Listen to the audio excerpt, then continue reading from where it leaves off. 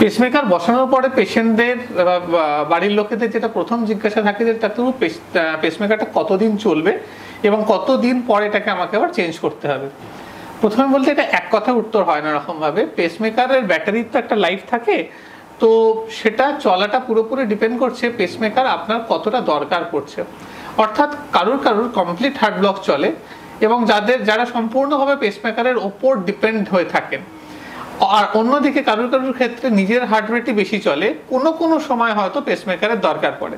একজনের হয়তো 100% dependence on pacemaker, একজন হয়তো 30% ডিপেন্ডেন্স অন পেসমেকার। সো দুটো তো একরকম চলতে পারে না, তাই এগুলোর ওপর ডিপেন্ড করে ব্যাটারি কতদিন চলবে সেটা ভ্যারি করে।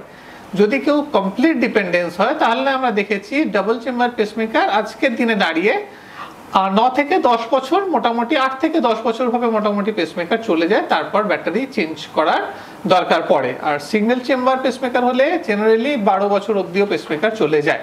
আর কারোর যদি বেশি পেসমেকার না লাগে, সাপোর্ট না লাগে, তার তো আমরা দেখেছি 20 বছর 25 বছর অনেক সময় চলে যায়। তো এটা ডিপেন্ড করছে কতটা পেসমেকার ডিপেন্ডেন্স আছে আপনার হার্ট তার উপরে।